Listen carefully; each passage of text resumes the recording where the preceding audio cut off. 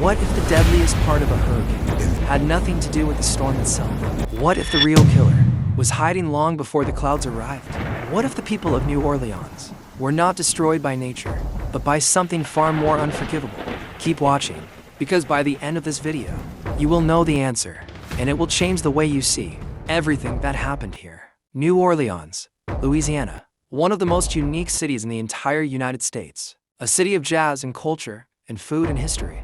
A city built below sea level, surrounded by water on nearly every side. Lake Pontchartrain to the north, the Mississippi River curving through its heart, the Gulf of Mexico just beyond the horizon.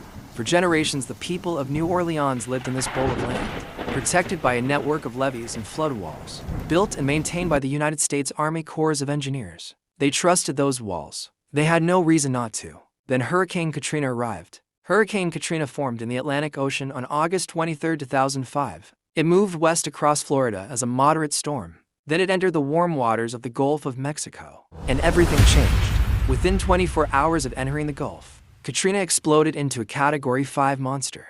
With winds of 280 kilometers per hour, the National Hurricane Center issued its warning. Meteorologists called it catastrophic. Scientists called it unsurvivable for anyone in its direct path. The mayor of New Orleans ordered a mandatory evacuation. For the first time in the city's history, over 1 million people fled.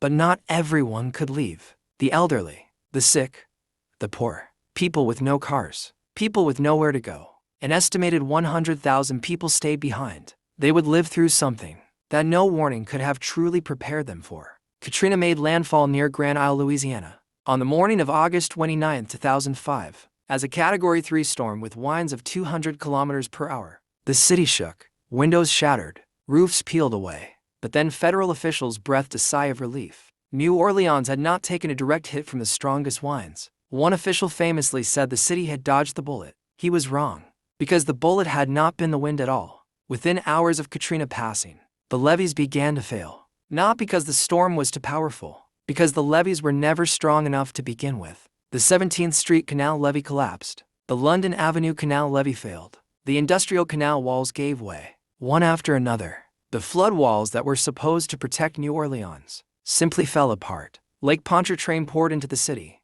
80% of New Orleans went underwater. Some neighborhoods under 6 meters of water. And here is what makes the blood run cold. Engineers and government reports confirmed afterward that these levees had been poorly designed and poorly maintained for years.